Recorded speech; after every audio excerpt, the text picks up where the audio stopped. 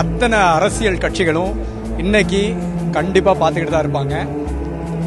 நேற்று ராத்திரி வரைக்கும் காவல்துறை அவ்வளவு தூரம் எல்லாருக்குமே கோஆபரேட் பண்ற மாதிரி கோஆபரேட் பண்ணாங்க. இன்னைக்கு தமிழக வெற்றி கழகத்தின் இளைஞர்கள் இவ்வளவு பேர் வராங்களேன்ற ஒரே காரணத்துக்காக அங்கங்க வாகனங்கள் நிறுத்தப்பட்டிருக்கு. வாகனங்கள் நிறுத்தப்பட்டது மட்டும் இல்லாமல் அவங்களெல்லாம் கொண்டு போய் மண்டபத்தில் அடைச்சிருக்கிறாங்க. மேலும் இந்த அளவுக்கு ஒரு கூட்டத்தை காவல்துறையை எதிர்பார்க்கல, யாராலையும் எதையுமே கண்ட்ரோல் பண்ண முடியாத அளவுக்கு இருக்கு.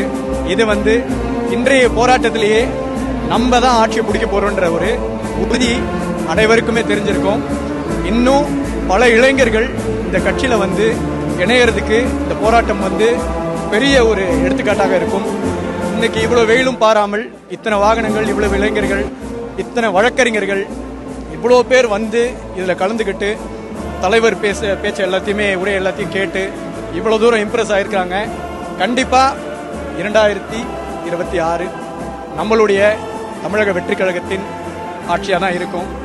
இன்னும் ஒரு முக்கியமான விஷயம் சொல்ல போனா, இன்னைக்கு இதுவரை வரலாற்றிலே இல்லாத அளவுக்கு இந்த நிகழ்வுல பாதிக்கப்பட்டவங்களை மேடை ஏற்றி அவங்களுக்காக குரல் கொடுத்திருக்கிறாங்க. இனி பாதிக்கப்பட்டவங்க அத்தனை பேருமே தலைவர் மோகன் தான் ஞாபகம் வரும், தலைவர்கிட்ட மட்டும்தான் அணுகுவாங்க.